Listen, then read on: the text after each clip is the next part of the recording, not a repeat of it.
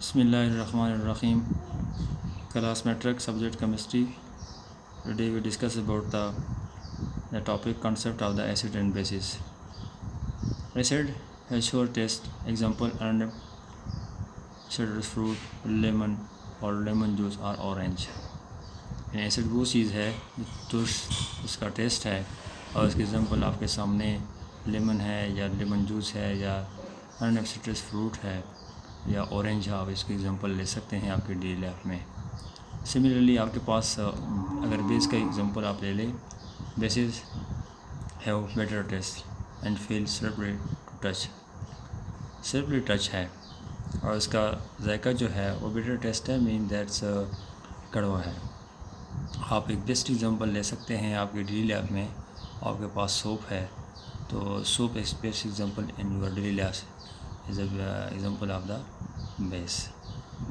Similarly अगर हम second property की बात करें, एसिड की तरफ आ जाए तो they turn blue litmus red. यानी एसिड जो है वो ब्लू लिटमस पेपर को कन्वर्ट करता है रेड में. अगर आपके पास लैब में ब्लू लिटमस पेपर है और आप इसी एसिड की कुछ सॉल्यूशंस में आप इसको डबो दे तो वो रेड में कन्वर्ट कर देता है. सिमिलरली बेस क्या चीज़ है, उसकी जो प्रॉपर्टी है वो turn red litmus paper two blue, वो ब्लू में कन्वर्ट करता है. जो रेड लिटमस पेपर है लैब में आपके पास, उसको आप बेस में डबो दे, जो रिज़ल्ट बनेगा वो हमारे पास क्या होगा, वो हमारे पास क्या होगा, ब्लू आएगा. तो रेड लिटमस पेपर्स कन्वर्ट करता है बेस ब्लू में. तो ये एक कैरेक्टरिस्टिक्स आप समझ लें या आइडेंटिफिकेशन समझ लें कि हमारे पास बेस जो है वो रेड को लिटमस पेपर को ब्लू में कन्वर्ट करता है और एसिड जो है वो ब्लू लिटमस पेपर को रेड में कन्वर्ट कर देता है. सिमिलरली थर्ड प्रॉपर्टी जो है एसिड की, they are residue in concentrated forms. Residue in का मकसद यही है कि जब भी आपके हाथ को लग जाए या किसी भी बॉडी के किसी भी हिस्से को लग जाए तो वो कंसनट्रेटेड फॉर्म में आपको नुकसान भी पहुंचा सकता है. और वो स्किन, फॉर एग्जांपल स्किन के ऊपर या किसी ऐसी ही सब्सटेंस के ऊपर गिर गया जो सख्त नहीं है तो उसके ऊपर इफ़ेक्ट करता है. करोसिव इन नेचर है, कंसनट्रेटेड फॉर्म में उसको नुकसान दे सकता है.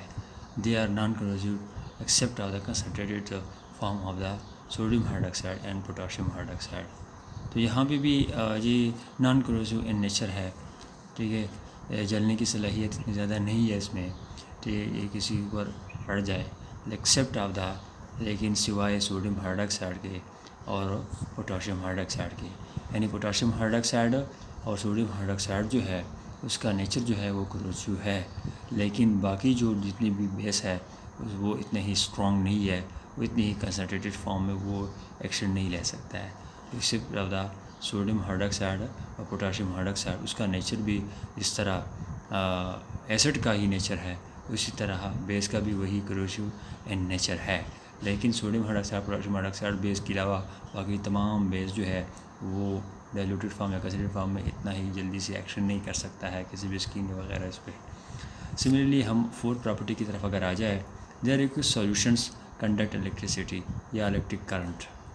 इसका मकसद यही है, अगर आप किसी भी एसिड को एक कुछ सॉल्यूशन बनाया जाए, एक वो इसका मकसद यही है वो सॉल्यूशन जो पानी में आप हल करके पानी इसके साथ मिलाए और एक ख़ास मोलरिटी के साथ, एक ख़ास कंसनट्रेटेड के साथ उसका सॉल्यूशन बनाया जाए तो वो इलेक्ट्रिक करंट पास कर देता है. कुछ सॉल्यूशंस कंडक्ट का मकसद यही है, कंडक्ट इलेक्ट्रिक करंट का मकसद यही है कि वो करंट पास कर देता है.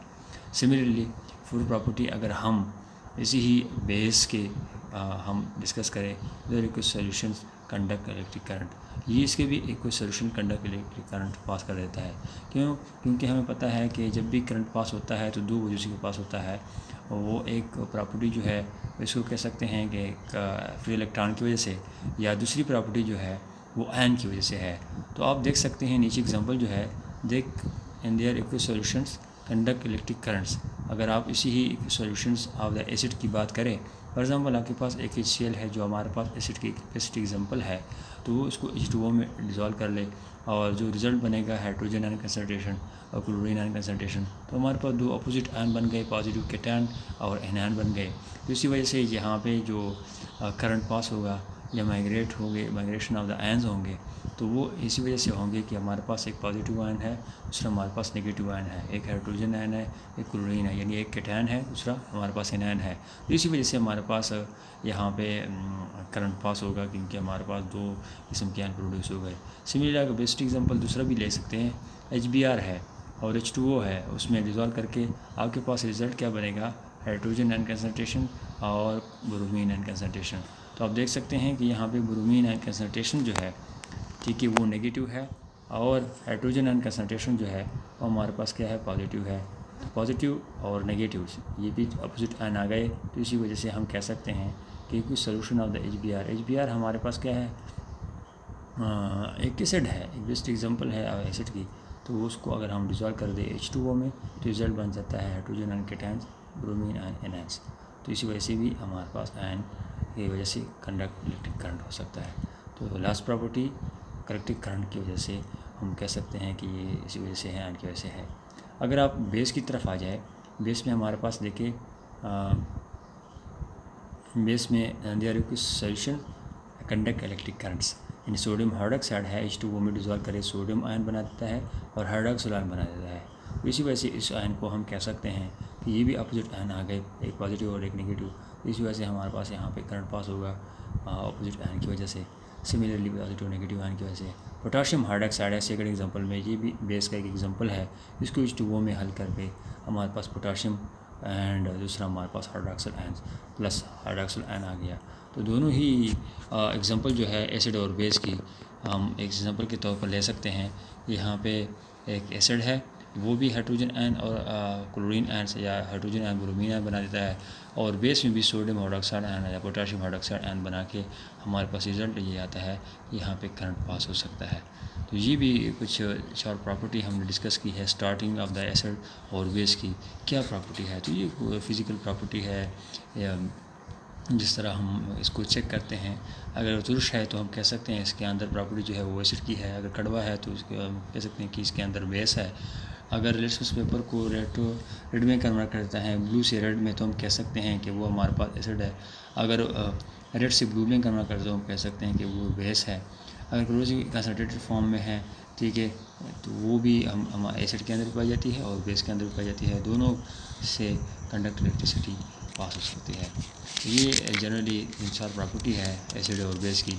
सेकंड टॉपिक इसी ही चैप्टर में है, वो हमारे पास है according to the Arrhenius concept of the acid and base. Arrhenius concept, सबसे पहला कॉन्सेप्ट अर्हीनियस का है, जो उन्होंने एसिड के बारे में हमें बताया है कि एसिड क्या चीज़ है। तो Arrhenius concept of the acid, acid is substance which produce hydrogen ion concentration. Acid is a substance which produce hydrogen ion concentration, यानी एसिड वो सब्सटेंस है, वो चीज़ है जो हाइड्रोजन आयन कंसंट्रेशन ठीक है देता है एक्वा सॉल्यूशन। एक्वा H2O से एक्वा मीन्स वाटर, यानी कोई भी सब्सटेंस आप H2O में हल करें तो उस ही सॉल्यूशन को हम कह सकते हैं एक्वा सॉल्यूशन या एक्वस सॉल्यूशन। तो देखिए, अगर आप किसी भी सब्सटेंस को H2O में एक्वस आयन सॉल्यूशन बनाया जाए, H2O में हल करें तो एक्वस सॉल्यूशन बन गया। एक जनरल एग्जांपल दिया हुआ है H2O में डिज़ोल्व करके हाइड्रोजन आयन दिया और A आयन दिया, तो हम कह सकते हैं कि हाइड्रोजन आयन दे दिया, तो इसका मकसद ये है कि वही सब्सटेंस जो आपने H2O में हल कर दिया तो वो एज एसिड काम करता है, यानी HA एज एसिड काम करता है। एग्जांपल की तरफ आ जाए, फॉर एग्जांपल आपके पास क्या चीज़ है, हाइड्रोक्लोरिक एसिड है, HCl है, HNO3 है, नाइट्रिक एसिड है, या CH3COOH है, सिट्रिक एसिड है, या HCN है, हाइड्रोजन साइनाइड है। तो ये हमारे पास चार एग्जांपल है, HCl, HNO3, CH3COOH या HCN है।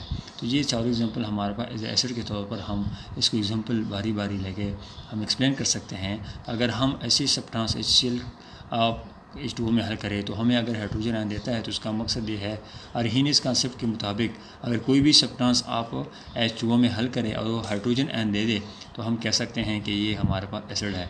आप देख सकते हैं सबसे पहले एग्जांपल में, ठीक है, पहले एग्जांपल में हमारे पास HCl है, इसको H2O में डिज़ोल्व करके हमें जो आयन देता है वो हाइड्रोजन आयन देता है, और दूसरा हमारे पास क्लोरीन आयन देता है।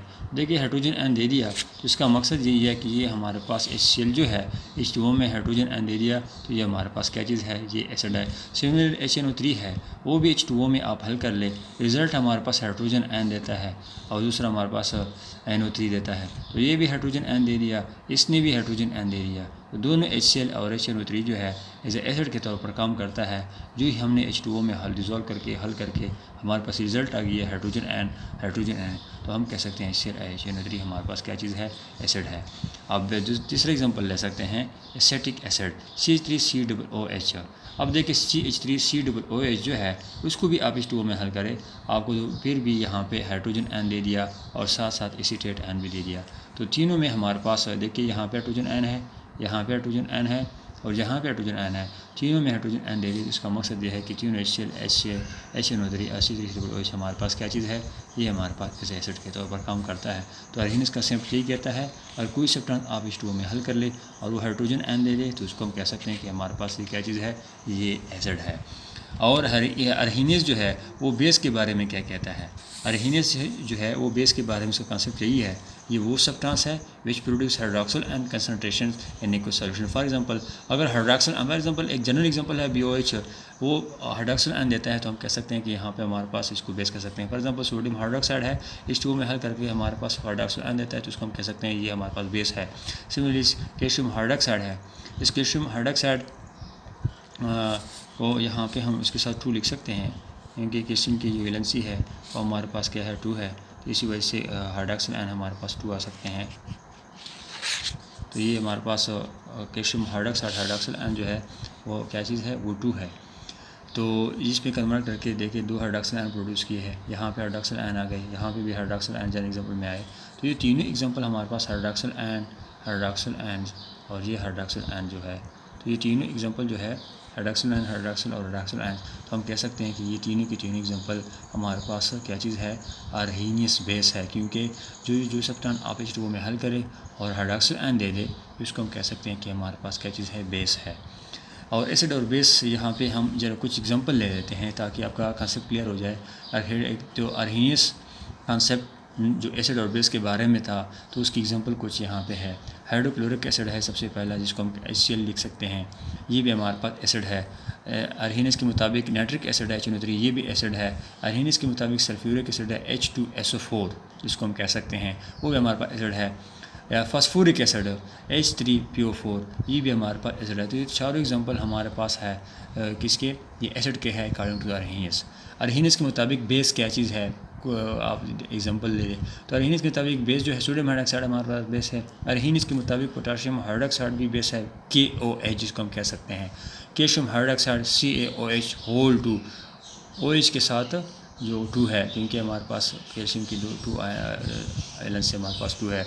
एल्यूमिनियम हाइड्रोक्साइड भी हमारे पास का बेस है, यानी जिसके पास हाइड्रोक्सिल आयन है, देखिए OH आयन है, देखिए हमारे पास यहाँ पे OH आयन है, देखिए यहाँ पे भी हमारे पास OH आयन है। जिसके पास OH है तो अरहीनियस के मुताबिक वो बेस है।